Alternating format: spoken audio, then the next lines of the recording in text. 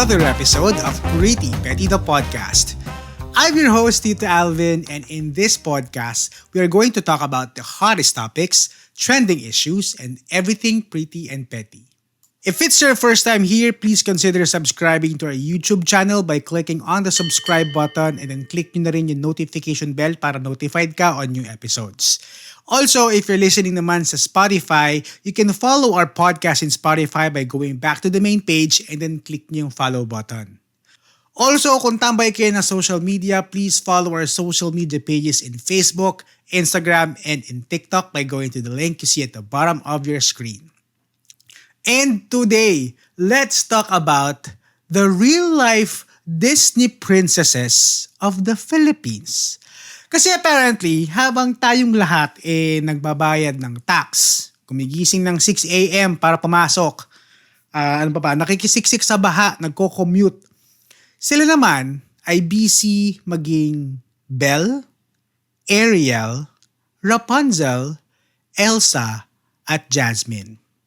Complete with gowns and tiaras and of course, unlimited taxpayer-funded magic carpets. So, ready na ba kayo sa isang fairy tale retelling na hindi para sa mga bata, kundi para sa lahat ng sawa na sa corruption? Let's go! So, bago tayo magsimula, konting disclaimer lang din. This episode is purely satirical and uses parody. The characters you'll hear are reimagined as Disney princesses and any resemblance to actual people are purely coincidental. Or baka guilty conscience na lang. I don't know. Remember, this is commentary, not chismis. Okay, dumako tayo sa ating first Disney princess. Or should I say, first Disney love team. Unahin na natin si Belle. Kasi nga naman, Beauty and the Beast level ang love story niya with her very own beast. Belle is living her dreams. No, gowns, fresh from luxury boutiques, trips to old European castles, and photo shoots in palaces na akala mo straight out of a fairy tale movie. Samantalang ako nga hindi nakakapunta ng Intramuros nang hindi nagbabayad ng entrance fee. Itong si Belle, parang regular lang sa mga kastilyo abroad. Pero syempre, saan ba galing yung kayamanan ng ating Disney princess na si Belle? Hindi natin sure. Pero sabi nila, galing yan sa mga town folks. Ngayon, andito rin ang kanyang ka-love team na si Beast. Okay? Hindi ito yung enchanted monster. Ito yung nasa likod ng mga kontrata. Kaya pala, ilang decades na tayong binabaha. Hindi nawawala ang budget para sa castle life ni Belle. Imagine nyo na lang. Habang ikaw, nagbabalde ka ng tubig sa bahay, sa loob ng bahay nyo kasi bumaha, sila naman nagbabalde ng sparkling wine sa ibang bansa. Maybe in Europe. Sabi nga ng kanta, tale as old as time, corruption as old as rhyme. O, di ba? Question ko lang sa inyo, no? Kung si Belle, merong enchanted na rose, yung rose na nahuhulog yung petals, no? Ilang petals pa kaya ang natitira sa budget ng bayan? Kasi parang nalalanta na Ngayon, speaking of baha, I had my fair share of baha stories, especially when I was still living in Makati. Alam niyo naman yung Washington Street, di ba? So yung mga listeners natin na nakatira sa Washington Street before, no, sa Makati, ay Diyos ko, umihi lang ang 10 aso, babaha dyan. No, dumura lang ang 10 lasing, babaha dyan. So, hindi ko alam kung anong bagyo yun basta malakas sa bagyo yun. And sobrang baha nung street na yun, nung yung unang binabaha, na yung mga tao meron na silang mga styrong malalaki. Malalaking styro na pwedeng lagyan ng upuan para i-transport yung mga tao. Bilang nag-work tayo sa BPO at tayo ay mga alipin ng BPO industry, kese hodang bumagyo or naguguno na mundo, papasok at papasok tayo. So, ito ako, naka-slacks tayo, naka-long sleeves, dala ang bag, sakay-sakay ng isang makeshift na boat na gawa sa styro at sa upuan na nakapatong. So, tinatransport ako ng mga kuya doon habang sila nakalusong sa baha, ako nakapatong doon sa styro. Diba? So, dama natin ang feeling ng mga taong nagsasakripisyo para lang makasuong sa baha. No? Samantalang si Belle, ito ka na nga, sarap na sarap ang buhay sa castle hopping niya sa Europe. So, from European castles, dumako naman tayo sa ilalim ng dagat. Let's meet Ariel.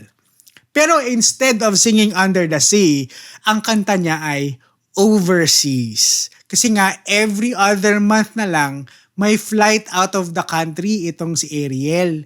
Pupunta siya ng ibang countries sa Asia, sa Europe, sa Amerika, para siyang tunay na travel influencer. Pero walang seat sale, hindi natin alam, baka business class or first class pa yan. Tapos, birthday party ba kanyo? Siyempre dapat imported ang theme. Ang outfit niya, siyempre dapat couture ang dating. No? Hindi dapat siya pwede magpatalo sa mga kapatid niyang sirena. Yung Instagram post niya, of course, sponsored by overtime ng mga taxpayers. Kaya nga may mga meme na kumakalat I need to render overtime. Kasi itong si Ariel na Disney princess needs to travel abroad. And let's be real, hindi ito biro. Tayo ang nagtatrabaho ng double time para may pang shopping spree itong si Ariel. Pero grabe rin no, kung iisipin mo. Ariel traded her very precious voice to have legs. Pero itong si Ariel natin, traded our taxes para mabili niya yung high-end na high heels. Fair trade ba? Ano sa tingin nyo? Kasi hindi ako sure Okay, next. Coming from under the sea, let's all meet Rapunzel. Itong si Rapunzel natin, hindi siya nakatago sa isang enchanted tower, sa isang enchanted forest. Nakatira siya sa isang high-rise condominium na may overlooking view ng lahat ng mga tao sa baba.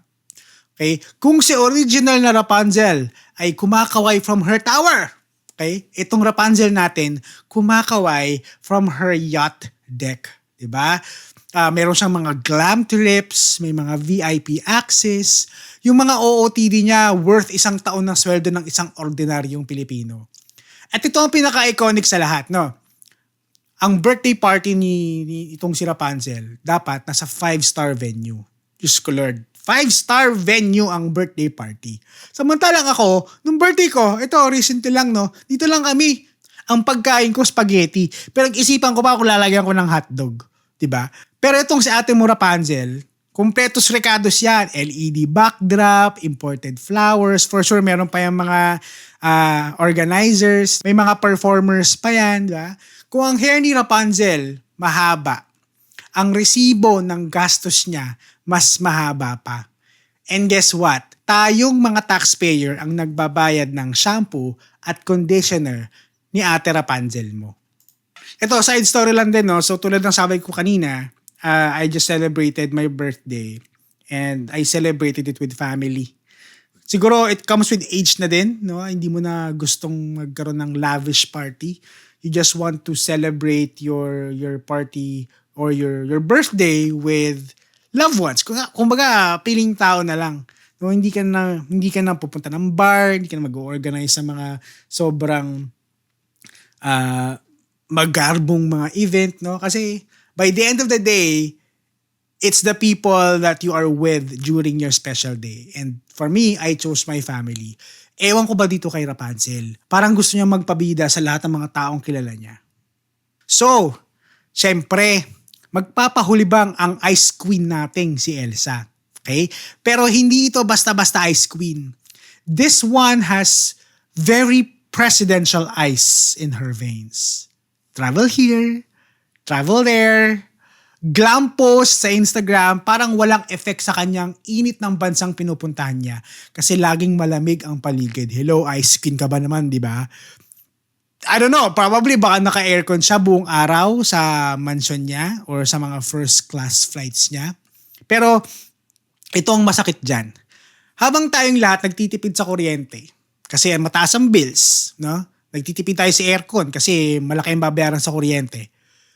Itong si Elsa, sobrang chill. Literally. Because as the song says, the cold never bothered her anyway. Honestly, kung may powers itong si Elsa na magpalamig ng buong bansa, sana ginamit na lang niya yan to pay our electricity bills. Pero hindi eh. Instead, ginamit niya yan para gumala, to get exclusive getaways. Hello, Frozen nga, di ba? Frozen din ang kanyang empathy sa mga tao sa paligid niya.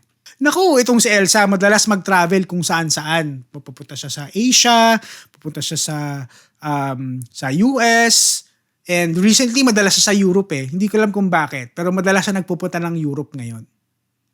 Now, last and final Disney princess ng Pilipinas. Si Jasmine. Si Princess Jasmine na parang laging nasa magic carpet ride. Except, ito yung Jasmine na merong unlimited na travel fund. Imagine, Europe this month, island hopping the next, US naman next quarter. Yung passport niya, mas makapal pa sa thesis mo nung college. Kung si Aladdin nagtanong ng, Jasmine, do you trust me?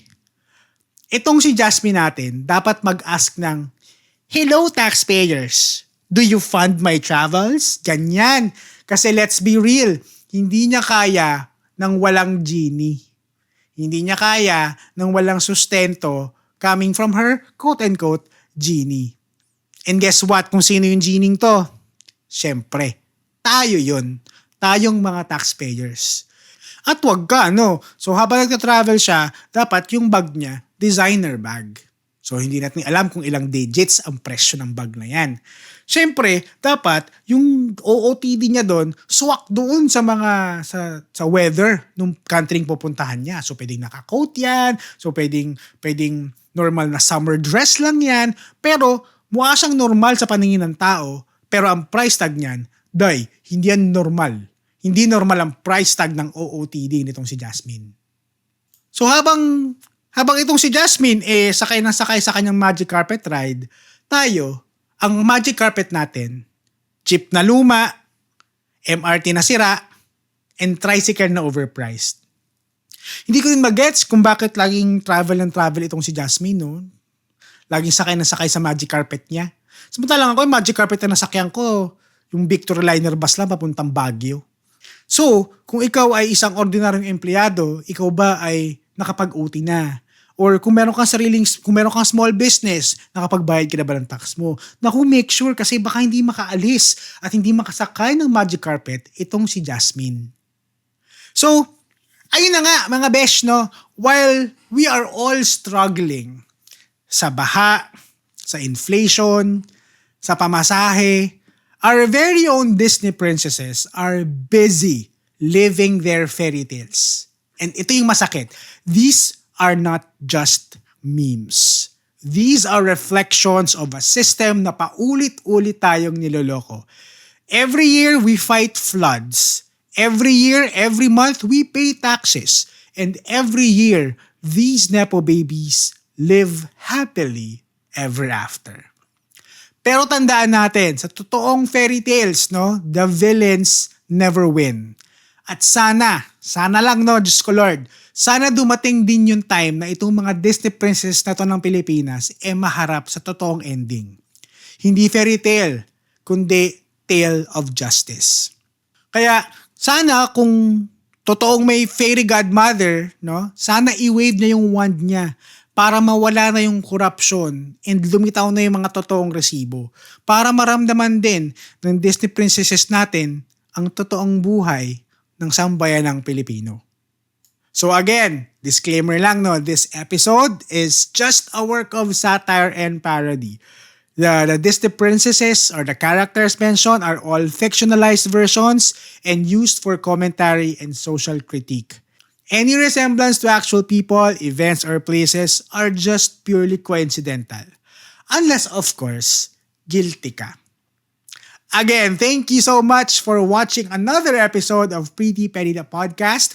And don't forget to share this episode sa lahat ng friends mong sawa na sa fairy tales na funded ng taxpayers. Don't forget to subscribe to our YouTube channel and follow our podcast on Spotify. And you can also follow our social media pages on Facebook, Instagram, and in TikTok by going to the link you see at the bottom of your screen. Or you can just go to linktr.ee/prettypettythepodcast. Again, I would like to thank our friends from Le Manila for sponsoring our episode for today. So if you can see, I'm wearing another version of their shirt. So merong Le Manila logo here. Tapos sa likod, meron siyang parang Le Manila na text. Ang ganda! And ang ganda ng tela ng mga shirt nila. So, if you do have the time and if you're looking for legit streetwear apparel like shirts and caps, visit their Facebook page, Le Manila. Also, if you're a brand looking for partnership and collaboration tulad ng Le Manila, please send me an email at prettypettythepodcast@gmail.com. And with that, lagi nating tatandaan to always stay pretty like a Disney princess, but wag maging petty. Bye-bye!